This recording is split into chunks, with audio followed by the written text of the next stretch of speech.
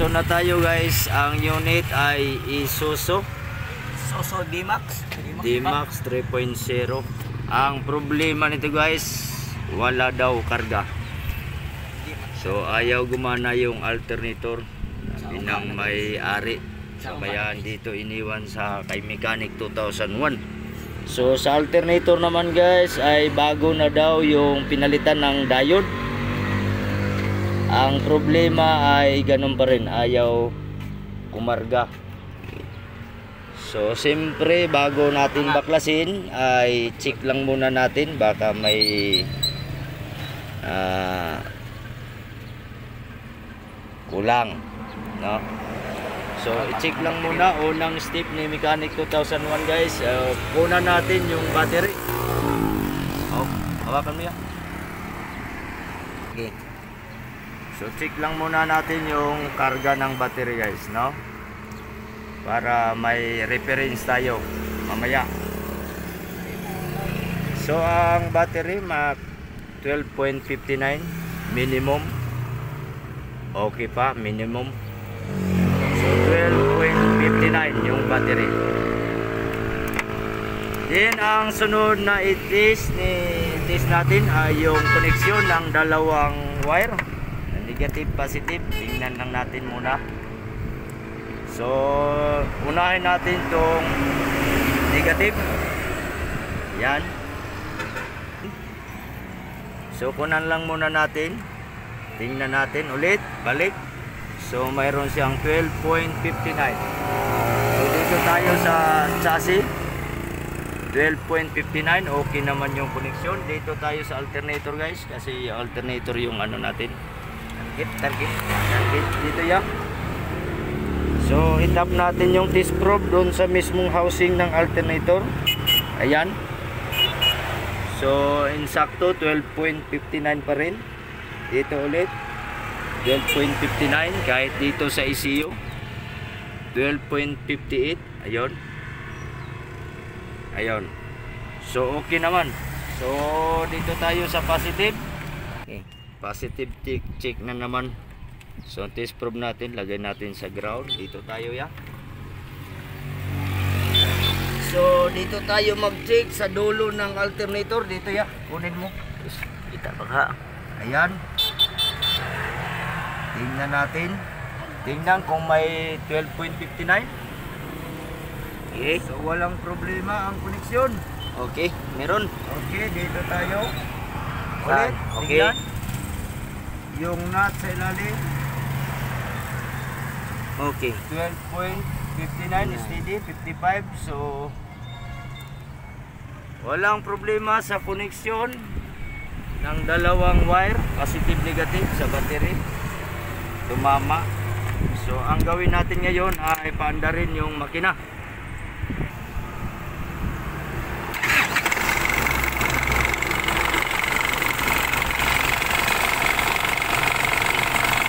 So andar na yung makina guys. Test natin. Balik tayo dito. Tingnan natin kung nagkarga. So bumaba. Instead na tumaas yung karga, kanina hindi natin pinaandar 12.59. Ngayon pinaandar 12.3. So bumaba siya. Ibig sabihin hindi kumakarga. No? So direct natin doon sa mismong alternator. Dito lang mag-check. So ang test probe dito pa rin negative kasi positive yung hanapin natin. Okay, tayo. Dito mismo sa dito yung makita sa alternator. Bas mo lang ito. Ayan. Ito yung test probe. Dito ikabit sa mismong alternator. B, positive. B, battery. Yun, tingnan. Ganun pa rin.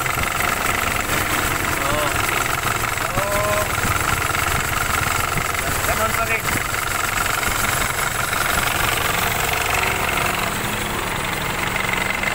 Balik dito. So So bumaba ng bumaba. Dito tayo sa chassis, dito sa ano, ganon pa rin. Mismong chassis. Wala na, pababa na. So ibig sabihin ang alternator hindi gumagana. Ang alternator hindi gumagana. Hindi nagkarga guys. So yun ang trabaho ni Mechanic 2001 ngayon. Babaklasin ko lang yung alternator. Then i-check natin yung, tingnan natin yung bearing, carbon brush, check natin yung diode na ikinabit, then yung IC. Tingnan natin. Okay.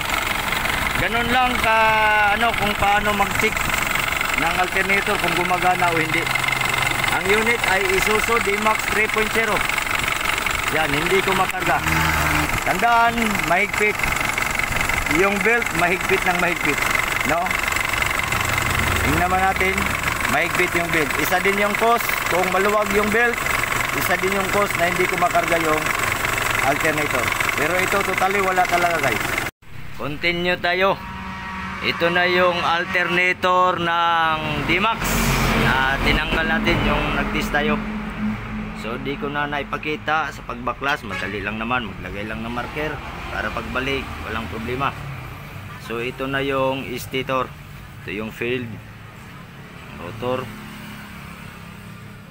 So guys, sabi ko bago nga lang daw tong kabit tong diode kasi pinaayos na to. Yung nga lang ang problema guys, pagkatapos natin mabuksan, tingnan nyo naman. Ayan, in-inspection natin. Ito yung diode na pinalit, yung tatlo. Ayan, mayroon pang ito diode sa dalawa plus sa dalawa tatlo plus tatlong bago. Aso lang pagkahinang guys, ito tanggal oh, hindi dumikit. Ayan, bakante oh sa gitna. Ayan. Then ito naman sa loob. Ayan guys oh, kita naman. Kita ko ya? Ayan oh. Di dumikit. Dito naman. Ito namang isa, tingnan. Ayan. Ayan. Tingnan naman. Sa tatlong diode na pinalit, hindi maganda na pagka wala. Ito lang isa ang dumikit. Pero isa, dalawa, tsaka ito, ayan. Siyempre, tinanggal tong buong ano. Wala. So, check lang natin guys, itong stator. Kita ko lang. Review lang natin. Kailangan tumunog to guys, ayan. Tingnan natin kung wala bang putol. Check ko lang guys tong stator. Kailangan tumunog yan. Yan. Yan. Walang putol. At dito sa body kailangan wala tayong yan. Pag tumunog yung tester, ibig sabihin grounded. Yan. Wala, ayos. So check ko lang tong ano. Sa diode naman mag-check lang ako ng kasi itong bago. Tingnan ko lang tong mga luma. Check ko lang. Ayan, mayroon tayong reading. So dapat pag binaliktad wala. Kasi one way take ito eh. One way ang diode. So mayroon naman. Ayan. So itong carbon brush mahaba pa naman. Ayan. Then nalaban pa oh. At saka pantay. So walang problema. Dito naman tayo sa yan, pinaikot natin. Wala namang problema yung bearing. Ayos pa naman. Then dito yung sa rotor, yung field. So itong winding dito guys, ito sa loob. Ang dalawa yan napunta ito sa slip ring. Dito yan. No? Magkadulo. Ayan, yung dalawang wiring, dito yan mapunta. So, kailangan lang hindi tutunog dito sa housing. Ayan. So, ibig sabihin, okay siya, goods. So, kung ilagay natin sa ohms guys, kailangan 0, 2 to 5 ohms lang. No? 2 to 5 ohms lang ang kailangan dito. Wala, ayaw. Ayaw mag ano. Yan. Kailangan lang ng ano.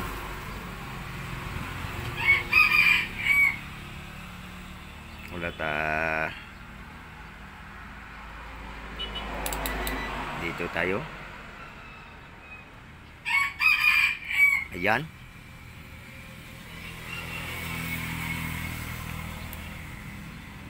Okay, good. 0 to 2 to 5 ohms lang. Pag lumampas ng 5 ohms, allows na. Pag bumaba naman sa 2, allows na rin. Okay. So, ang gawin ko lang ay hinang ko uli. Then, pagkatapos ng hinang, i-assemble. Then pagkatapos ikabit natin sa unit, panda rin natin. Okay. Kailangan init talaga, init.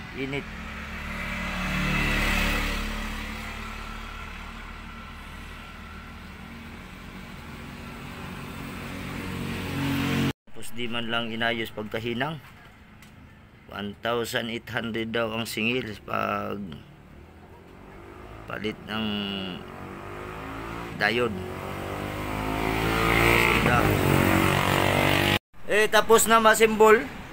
So testing natin guys kung hindi ba sira yung IC. Sige, andito battery, positive negative lang naman. Negative body, positive dito sa positive terminal. Then itong ilaw, ito ang magsilbing battery, no? Yung sa dashboard. Pag on mo, ilaw yung sign ng battery. Pag andar ng makina, patay. Ibig sabihin, nagkarga yung alternator. So, dito lang yan sa bandang dulo. Ito lang yan. Ito na lang yung gagamitin guys, impact. Wala tayong pang ano. So, try lang. Ang importante, makita natin pag namatay yung ano, ilaw, ibig sabihin, okay na. Ayan. So, ibig sabihin, walang problema. Ayos na. Talas. So, ito na guys. Ikabit na natin yung alternator na inayos natin. Same pa rin yung tools na gagamitin. Siyempre, itong tester. Let's go! Guys, yung sahod. So, lagyan lang ng ano guys. Tapos, hatak. Ayan. Okay. Tirahat tayo na eh. Oh, yan. Ito. Ito na. Yan. Diyan lang. So, asan na yung ano? Ito lang yan. So, itong mga hose galing intercooler. Turbo hose. Nilagyan lang natin yung ano guys ha, para safety. Baka malaglaga ng ano.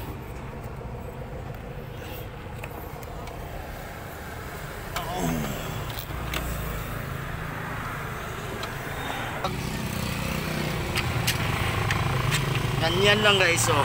Ganyan lang kadali. Ganon lang guys, kadali. So, kabit lang yung belt. Siguraduhin lang na tama yung pagkakabit. Okay, tapos na. Install na yung mga hose. Alternator din, tapos na. Next ay check natin yung belt. Okay naman. Then pagkatapos battery. Kabit yung battery. Then testing agad. So balik. Kabit na yung battery. Todo higpit na. Then ito. So pag kumarga to, pera na. So ikaw na lang ang mag-start, boy. Paki-start ko na, boy. Tingnan natin. Sige, start.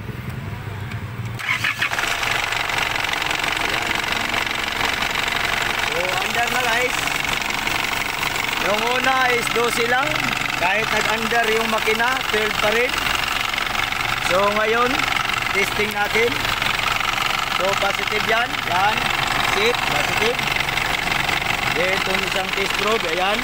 Dalawa na. Agoy! Ayan na oh. Nakita boy? Ayan na guys. 13.8. Idol pa lang yan. 13.8. I-read mo boy. Dandahan lang. Dandahan lang boy ha. Wala sinubra.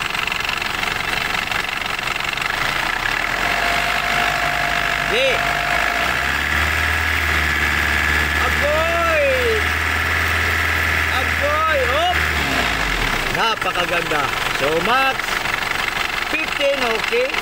14.8, 14.7. Napakaganda ng karga ng alternator. Ayan na guys. This is your Mechanic 2001.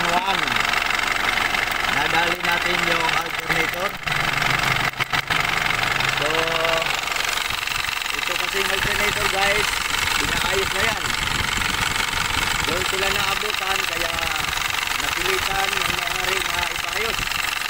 Ang problema, hindi pa rin kumakarga. Nagpa-rescue pa sila sa nag-ayos, binigyan sila ng battery para makauwi lang. At daw dito, generation na rin supposing dito. Ito kasi yung ano, kasi ito yung starter, ako yung nag-ayos, tagal na yan. Then, nadali natin. So, sigurado si Bossing, pag tumawag yun,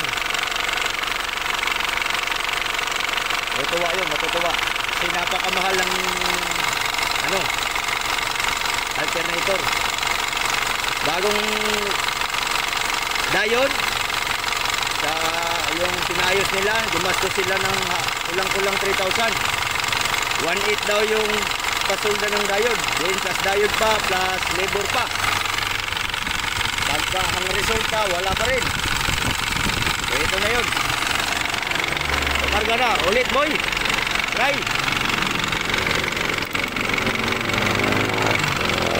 Kakachamba lang.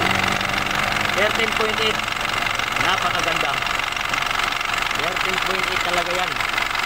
Kahit dito yan ilagay natin. Dito tayo. Babad natin dito. 13 talaga yan. Kahit saan yan ha. Good grounding. Yan. Kahit dito tayo. Yan. Yan o. Layo ng ano natin. Kahit dito sa master. Ayan. 13. Ayan o. Master. Ang layo na ng ground. Yan. So sureball na.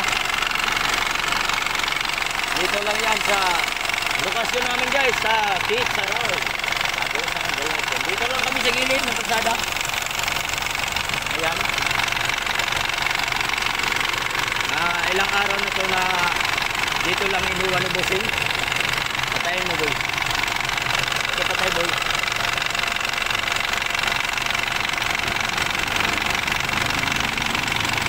Patay. Yan, ilang araw na hindi ko kasi nagawa. Dahil mayroon akong kahapon, tinira yung Mirage. Tapos yung isang araw. Then pagkatapos nito boy, bukas baka dumating yung Mirage.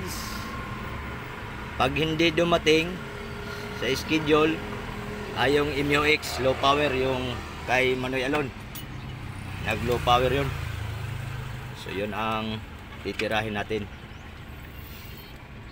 Agoy. Ito ano, man to. Okay, okay pa naman. Ito boy. Sa mga maluwag. Yan nata. So guys, nakuha natin yung problema. No? Nung una kasi hindi ko na naipakita. Nung pagdating dito, dahil yung sabi ni Bossing, galing na to pinaayos. Tapos nirescue sila kasi namatayan sila. Then pagkatapos, tinawagan na lang yung nag-ayos, dinalhan na lang sila ng battery, pinahiram para makauwi lang kasi gabi na. Ang pagkatapos, sinumagahan, dumiretso si bossing sa akin dito. Then pagkatapos, sabi na ibalik. Sabi naman ng may-ari na wag na. So dito na iniwan yung unit niya sa akin. So ayun, nakuha sa tsambahan. Tsamba-tsamba lang oh. Yung aboy. Tsambahan, kuha. Panay naman talaga tayo tsamba. Din ito, napang kulang. Lagay na lang natin dito. So, try natin. Yung ibang check electrical, ginawa ko na, chinik ko na. Then, pagkatapos, di ko na naipakita. Parasitic, draw, lahat. Kaya nagpasya ko na pati yung mga linya.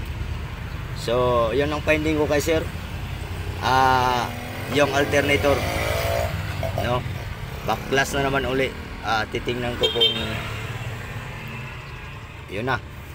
So, next. Wala si Dayang Mechanic. Ando na.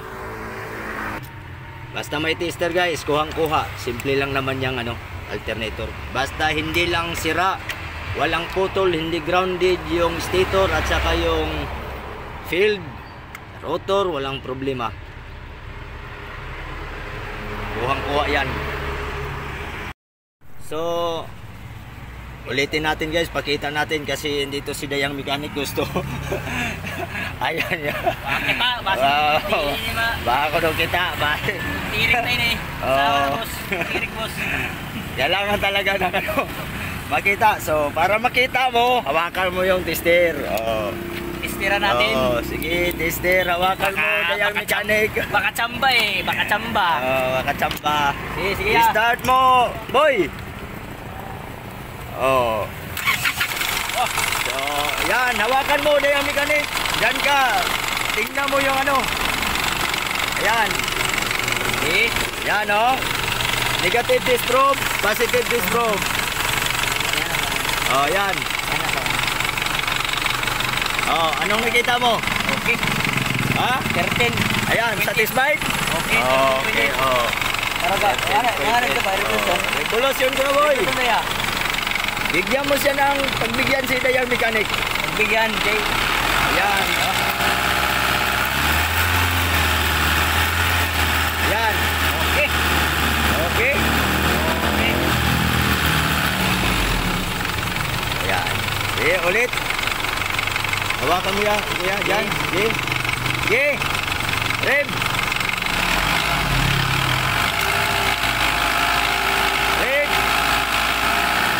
Akyat na, Karga na siya. Karga na. Okay. Kalimutan ni mechanic ay sobrang na. Ano pa dyan? Sige ulit ya. Tingnan. Para makita talaga. Ayan, 13 ang laman ng battery. Karga is ayun bilis ng kumargaw. Kanina 12.9 lang. Ayan, 13.12.